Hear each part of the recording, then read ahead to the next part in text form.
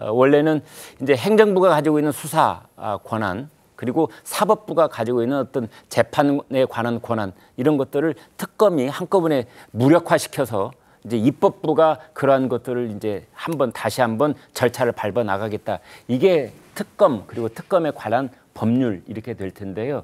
이제 그게 거듭되다 보니까 도대체 몇 번째를 하고 있는 거야. 외우기도 힘들고 이럴 때는요 그냥 사람 이름 갖다 붙이는 게 제일 쉽기는 합니다. 그래서 이제 이화영 전 경기 평화부지사 관련 사건 뭐 술자리, 대북 송금 뭐 이런 것들 그냥 이화영 특검 이렇게 명명을 해 본다면 이번에는 황운하 특검 얘기가 나오고 있다고 말을 꺼내 주셨어요. 그 내용도 좀 구체적으로 알아보겠습니다. 최 기자님.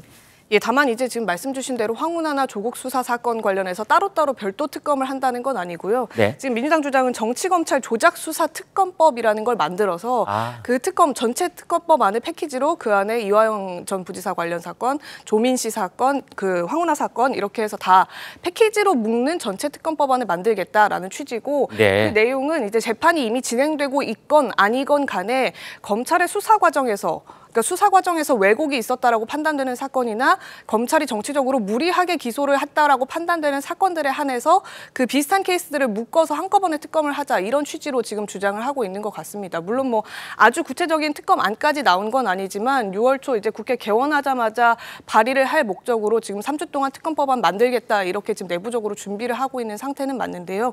말씀드린 대로 재판과는 무관하게 검찰 수사 과정을 들여다보겠다라는 얘기고요. 지금 이화영 전 부지사 같은 경우에는 접견 기록 같은 것들을 요구하고 있는데 검찰이 제공을 하지 않고 있다라는 주장을 민주당이 하고 있잖아요. 그만큼 이제 우리가 좀 사건을 톱어보려고 하는데 검찰이 제대로 해명하지 않지만 관련 관계자들이나 피의자들은 검찰의 회유나 조작이 있었다라고 주장하는 사건들 그 부분에 한해서 특검을 하겠다라는 주장이다 이렇게 얘기를 하고 있습니다. 네, 지금 뭐 재판과는 무관하게 전체적으로 뭉뚱그려서 다 한번 이 검찰이 정치적 조작을 할 가능성이 있다 이런 의혹을 제기해놓고 그걸 이제 전반적으로 일반적인 관점에서 보겠다 이미 그 팀도 끌어놓고 있지 않습니까? 그런데 특검을 하게 되면은 아마 그 기소 내용과 공소장의 내용이 변경될 가능성도 발생하기 때문에 왜 재판에 영향이 없겠습니까? 민주당의 이 이른바 정치 검찰 사건 조작 특별대책단이라는 걸 기구를 만들었고 거기 단장을 이제 민영배 의원이 맡고 있습니다. 민영배 의원의 주장은 검찰 쪽 이 수사가 다 왜곡이 있었다는 건데요. 여기에 조국 대표가 또 반응을 보이고 있습니다. 함께 들어보시죠. 이제 민주당이 조국 대표님에 대한 검찰 수사 과정을 특검 대상에 포함시키는 방안도 검토 중이다라는 보도가 있었습니다. 저의 딸에게 장학금을 주었던 노환중 부산의료원장께서 수사를 받을 때 검사들이 강박을 한 것에 대해서 노환중 원장이 고소를 했습니다. 그 건을 이제 조작 사건으로 포함시키려고 한다라는 보도를 봤는데 상세한 내용은 알지 못합니다.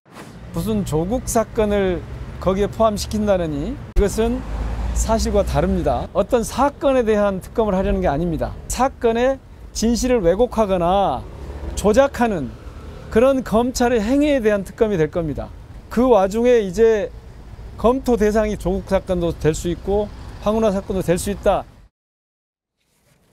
그러니까 민영배 의원의 얘기를 들어보면 이제 포괄적으로 검찰 전반적인 어떤 왜곡이 있다 이렇게 지금 규정을 하고 넘어가는 것 같아요. 글쎄 그게 무슨 얘기인지 저는 잘 이해가 안 되는 것이 네. 그 개별 사건에 대해서 왜곡이 있으면 그 개별 사건을 가지고 특검을 해야 될 거 아니에요. 네. 그럼 뭐 전체를 뭐 사건 한 5개를 가지고 특검을 하자 이런 건 곤란한 거 아니겠어요? 네. 그러니까 뭐가 그 왜곡이 있었다는 얘기인지를 우선 본인이 밝혀야 되고 제가 좀 궁금해지는 대목은 저 사건들 중에 상당수는 이미 재판이 진행 중이고 1심 또는 2심 선고가 나왔습니다. 그렇습니다. 그렇죠? 자 그러면 그 재판 과정에서 변호인은 뭐 했나요?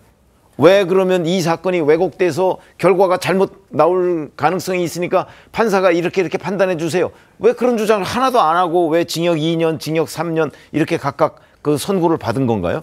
저는 이거는 어찌 보면 변호인과 변호인의 싸움이 아닌가 싶은 생각이 들어요. 네. 그러니까 무슨 얘기냐면 황운하 예를 들어서 원내대표 그러면 황운하 원내대표의 울산시장 그 하명 수사 의혹 네. 징역 1심에서 3년 받았습니다. 그렇습니다. 그때 그 황운하 그 의원의 변호인들은 다 뭐 했습니까, 그러면? 지금 그걸 뭐 조작이 있었든지 들여다보겠다 그러면 그거를 지금 어제 수원지검에 간 분들, 이분들이 대부분 다 고검장 출신입니다. 네. 변호사들이죠. 네. 자, 그런데 그 사람들이 지금 얘기하는 왜곡, 조작, 이거는 그러면 황운하 변호인이 얘기했던 그 얘기하지 않았던 재판에서 그동안의 수많은 변론들, 이거하고 상충하는 거 아닌가요?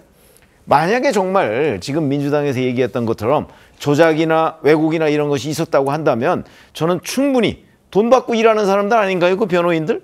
변호인들이 아마 재판 과정에서 지적을 했을 거다. 근데 그런 거 없었잖아요. 네. 그래서 판결은 그대로 3년, 2년 각각 나왔어요. 네. 이런 부분에 대한 설명을 저는 해야 되는데 그냥 뭉뚱그려서 왜곡 얘기만 하면 우리 시청자분들이나 국민들이 오해할 가능성이 있어서 제가 설명을 드립니다.